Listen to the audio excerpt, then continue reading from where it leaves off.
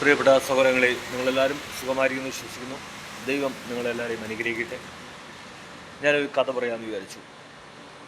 കഥയുടെ പേര് രാജാവിൻ്റെ നന്മകൾ. പണ്ട് ഒരു രാജാവുണ്ടായിരുന്നു ഒരു രാജ്യത്ത്.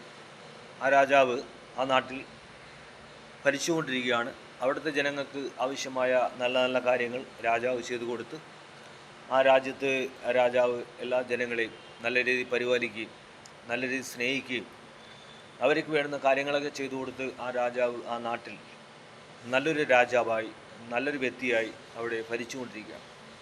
അപ്പോൾ രാജാവിൻ്റെ അടുത്ത് എന്താവശ്യമെന്ന് ജനങ്ങൾ പറഞ്ഞാലും രാജാവ് അത് പറ്റൂല എന്ന് പറയൂല. കഴിയുന്നതും ആ കാര്യങ്ങൾ ചെയ്തു കൊടുക്കും, അതിനുവേണ്ടി പ്രവർത്തിക്കും. അത്രയ്ക്കും നല്ലൊരു രാജാവാണ്. അപ്പോൾ അങ്ങനെ ആ രാജാവ് ആ രാജ്യത്ത് ഇങ്ങനെ പ്രവർത്തിച്ചുകൊണ്ടിരിക്കുകയാണ്.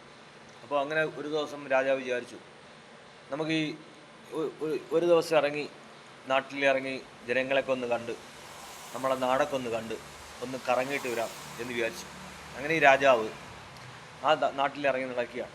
അങ്ങനെ രാജാവിനെ പലരും കാണുന്നു. രാജാവിനെ കാണുമ്പോൾ കൈയെടുത്ത് കാണിക്കുന്നു, ചിലർ തൊഴുകുന്നു, ചിലർ നമസ്കാരം പറയുന്നു.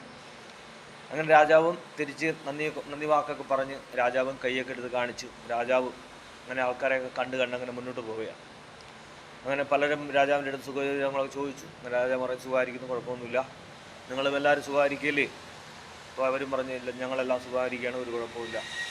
അങ്ങനെ രാജാവ് ഇങ്ങനെ കാര്യങ്ങളൊക്കെ തിരക്കി രാജാവ് ഇങ്ങനെ അന്വേഷിച്ച് മുന്നോട്ട് പോവുകയാണ്. അങ്ങനെ ചെന്നപ്പോൾ ആ രാജ്യത്ത് വലിയൊരു കാട് കാണാൻ ഇടയായി. അങ്ങനെ കാട് കണ്ടപ്പോൾ രാജാവ് വിചാരിച്ചു, ഈ കാട്ടിലോട്ട് കയറി കറങ്ങിയിട്ടില്ല, അപ്പോൾ കുറച്ച് പക്ഷികളെ കാണാൻ പറ്റും, കുറച്ച് മൃഗങ്ങളെയൊക്കെ കാണാൻ പറ്റും. അങ്ങനെ രാജാവ് ആ കാട്ടിനകത്ത് കയറി നല്ല നല്ല പക്ഷികൾ, നല്ല നല്ല പറവകൾ എല്ലാം ഇങ്ങനെ കണ്ട് രാജാവ് പൊയ്ക്കൊണ്ടിരിക്കുകയാണ്. അപ്പോൾ ഒരുപാട് മൃഗങ്ങളെ കണ്ടു. അങ്ങനെ മൃഗങ്ങളെ കണ്ട് അങ്ങനെ രാജാവ് ഇങ്ങനെ മുന്നോട്ട് പോവുകയാണ്. അങ്ങനെ പോയപ്പോഴത്തേക്കും രാജാവിന് വെള്ളം കുടിക്കാൻ ദാഹമുണ്ട്. രാജാവിന് ദാഹം തുടങ്ങി. അങ്ങനെ രാജാവ് വെള്ളം ഞാൻ നോക്കുന്നുണ്ട്.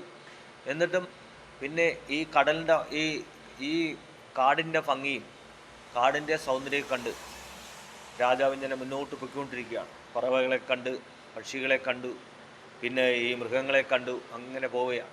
അങ്ങനെ പോയി വന്നപ്പോൾ രാജാവിന് നല്ല വെള്ളദാഹമായി. രാജാവിന് വെള്ളം കുടിച്ചോളാൻ വയ്യ. അങ്ങനെ രാജാവ് ഞാൻ വെള്ളം നോക്കി വന്നപ്പോൾ ഒരു മരത്തിൻ്റെ മൂട്ടിൽ ഒരേ തുള്ളി വെള്ളം വീണുകൊണ്ടിരിക്കും. ഒരേ തുള്ളി വെള്ളം ഞാൻ വീഴുന്നു. അങ്ങനെ രാജാവ് വിചാരിച്ച് ഈ വെള്ളം പിടിച്ച് കുടിക്കാം, അപ്പോഴെൻ്റെ ദാഹം തീരും. അങ്ങനെ രാജാവ് ഒരു ഇല പറിച്ച് അതിനെ കോട്ടി ഈ ഇല കൊണ്ട് ഈ വെള്ളം പിടിച്ചു.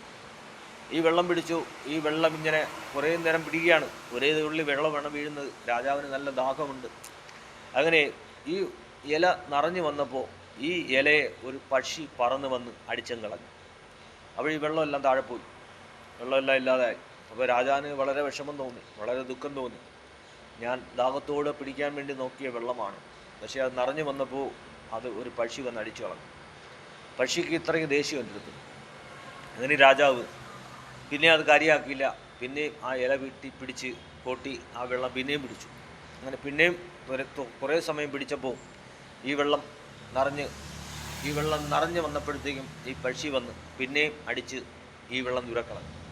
അങ്ങനെ രാജാവിന് ഭയങ്കര ദേഷ്യവും ഭയങ്കര ദുഃഖവും തോന്നി. ഈ പക്ഷി എന്തിനാണ് എൻ്റെ അടുത്ത് ഞാൻ ചെയ്യുന്നത് എന്നുള്ളൊരു ദുഃഖം തോന്നി. എന്നിട്ടും രാജാവ് ആ ദാഹത്തിൻ്റെ ഇതുള്ളതുകൊണ്ട് രാജാവ് പിന്നെയും ഇലയെടുത്ത് കോട്ടി പിന്നെയും ആ വെള്ളം പിടിച്ചു.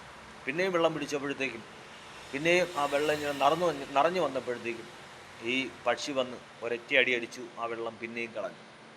അങ്ങനെ രാജാവിന് പിന്നെയും ദുഃഖം തോന്നി, പിന്നെയും പ്രയാസം തോന്നി.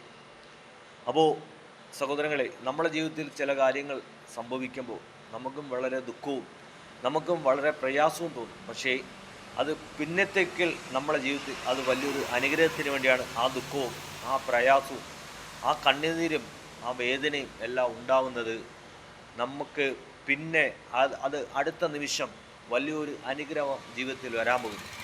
അപ്പോൾ അതുകൊണ്ടാണ് നമ്മുടെ ജീവിതത്തിൽ ഇത്രത്തോളം പ്രതികൂലങ്ങളും ഇത്രത്തോളം പ്രശ്നങ്ങളും ഈ കണ്ണുനീരും വേദനയും എല്ലാം വരുന്നത്. നമ്മൾ അടുത്തൊരു അനുഗ്രഹത്തിലേക്ക് കടക്കാൻ പോവുകയാണ്. അടുത്തൊരു വിടുതലേക്ക് നമ്മൾ പോകാൻ പോവുകയാണ്. നമ്മൾ ദൈവത്തോട് പ്രാർത്ഥിച്ച് ദൈവത്തോട് അടുത്തിരുന്ന് കഴിഞ്ഞാൽ നല്ലൊരു വിടുതൽ നമുക്ക് കിട്ടും. നമ്മളെ പ്രാർത്ഥനയ്ക്ക് മറുപടിയുണ്ട്. നമ്മൾ എന്ത് വിഷയത്തോടെ ദൈവത്തോട് പ്രാർത്ഥിക്കുന്നു, ആ വിഷയത്തിന് നല്ലൊരു മറുപടി ദൈവം തരും. നിങ്ങൾ പ്രാർത്ഥിച്ചുകൊണ്ടിരിക്കുക. പ്രാർത്ഥനയും മടുത്തു പോകരുത്, പ്രാർത്ഥനയെ തളർന്നു പോകരുത്. നമ്മൾ പ്രാർത്ഥിച്ചുകൊണ്ടിരിക്കുക.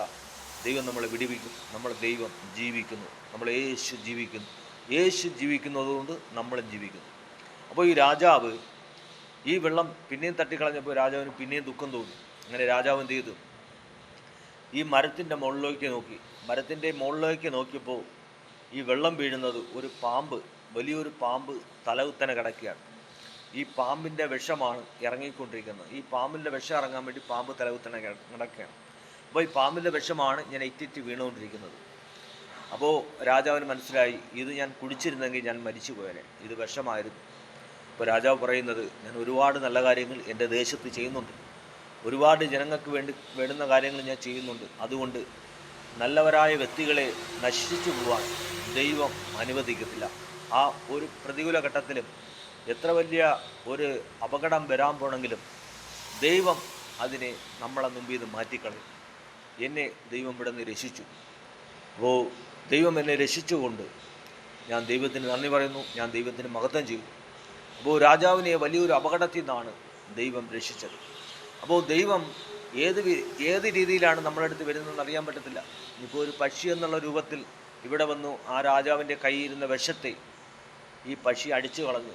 അപ്പോൾ അവിടെ ദൈവം ആ രീതിയിൽ പ്രവർത്തിച്ചു. അപ്പോൾ അതേപോലെ നമ്മളെ ജീവിതത്തിലും എങ്ങനെയാണ് ദൈവം പ്രവർത്തിക്കുന്നത് അറിയത്തില്ല. നമ്മൾ ദൈവത്തോട് പ്രാർത്ഥിക്കുക, വലിയൊരു അനുഗ്രഹം നമ്മളെ കാത്തിരിക്കുന്നു. ഈ രാജാവിനെ രക്ഷിച്ചതുപോലെ ദൈവത്തോട് പ്രാർത്ഥിക്കുന്ന, ദൈവത്തോട് അടുത്തിരിക്കുന്ന നിങ്ങളെ ദൈവം രക്ഷിക്കട്ടെ, ദൈവം അനുഗ്രഹിക്കട്ടെ.